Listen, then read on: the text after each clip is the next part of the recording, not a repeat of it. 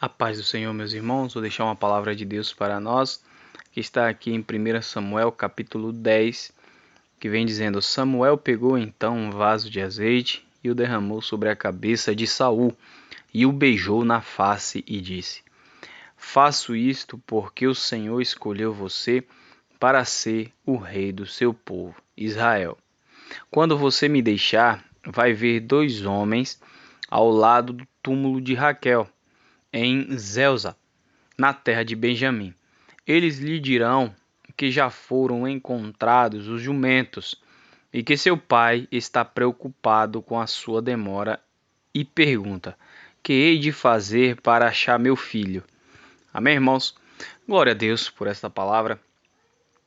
Aqui é quando Saul é ungido pelo profeta Samuel como rei de Israel.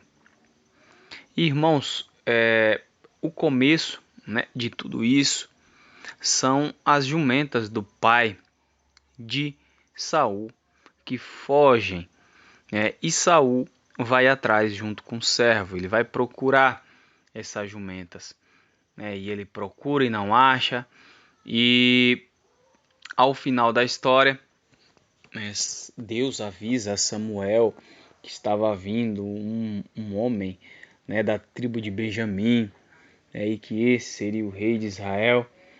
E aqui nesse capítulo 10 a gente vê Samuel ungindo Saul. É lógico que tem muitos outros detalhes, nessa jornada de Saul com o seu servo atrás dessas jumentas. Mas o que é que Deus ele quer falar para nós através desses versículos? É que, irmãos, não existe por acaso para um servo de Deus. Um homem que anda na direção do Senhor, uma pessoa que teme a Deus, que obedece à palavra de Deus, nada é por acaso. Essas jumentas, elas não se perderam por acaso. Depois que Saul foi ungido ali rei, as jumentas foram encontradas. Samuel falou onde que as jumentas estavam. O Espírito Santo deu para ele a revelação. Ele falou: olha, vai ver 2 homens ali ao lado do túmulo de Raquel, em Zelza, na terra de Benjamim. Eles lhe dirão que já foram encontrados jumentos e que seu pai está preocupado com a sua demora. Então o Senhor revela para Samuel aonde que estavam as jumentas, mas essas jumentas elas sumiram. Teve um propósito, nesse sumiço dessas jumentas. Através desse sumiço ali, o Saul, junto com o seu servo, vão à procura, e eles procuram e vão achar o profeta. É lógico que se as jumentas não tivessem sumido, Deus, faria de outra forma para que Samuel ungisse, Saul.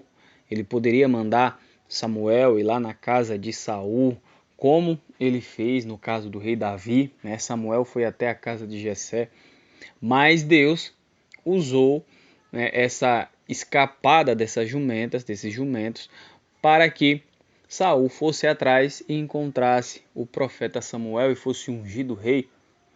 E a palavra de Deus fala que tudo coopera para o bem daqueles que amam a Deus.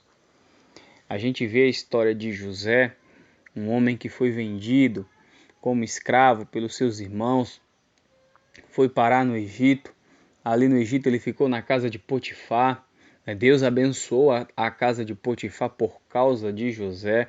Depois José vai parar na prisão por conta de uma injustiça. E lá na prisão ele revela 2 sonhos, do padeiro e do copeiro.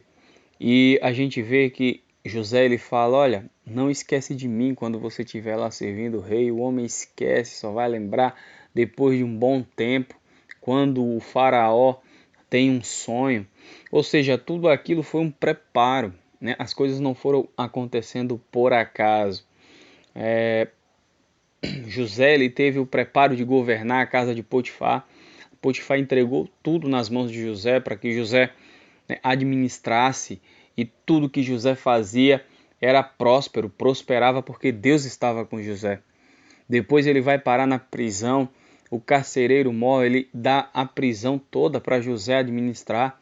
Então José ele estava sendo treinado para chegar a ser o governador ali do Egito. E, irmãos, aqui na vida de Saul também não foi acaso que ele foi procurar essas jumentas, né? Então, na minha e na tua vida, que tememos ao Senhor, as coisas elas não acontecem por acaso, tem um propósito. A gente vê Paulo e Silas indo parar na prisão para pregar para o carcereiro, para que ele e a casa dele fosse salvo.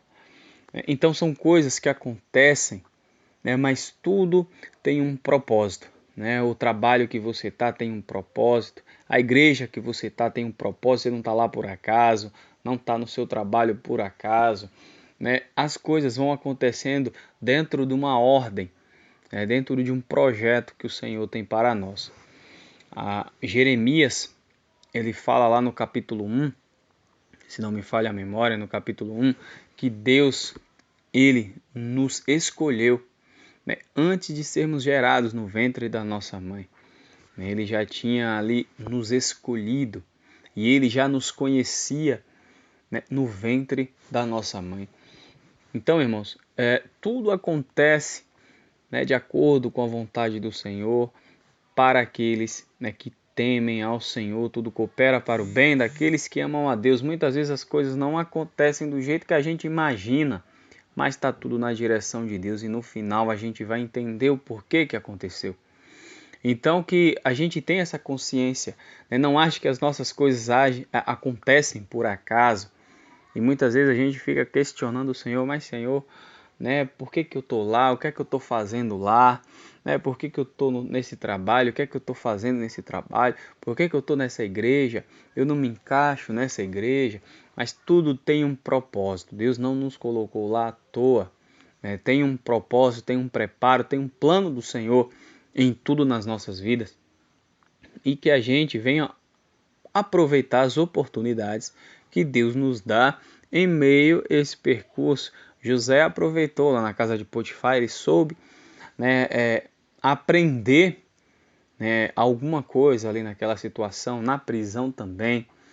Saul, ele aproveitou a oportunidade que ele teve, foi parar na casa de Samuel, né, próximo ali a Samuel. Samuel ungiu ele como rei. Então a gente tem que aproveitar as oportunidades que Deus nos dá, né, na trajetória para a nossa vitória, para a nossa promessa. A gente tem que saber aproveitar o que Deus quer nos ensinar, quer nos mostrar nessa trajetória. Então, irmãos, nada acontece por acaso, tudo tem um plano de Deus, tudo tem ali um projeto do Senhor nas nossas vidas, amém? Louvado seja Deus, né? Aproveite as oportunidades que Deus te dá, né, nesse projeto, nessa caminhada, e aprenda o máximo, porque isso é uma capacitação para Deus te colocar aonde Ele falou que iria te colocar. Louvado seja Deus, que os meus irmãos tenham uma boa noite, glórias a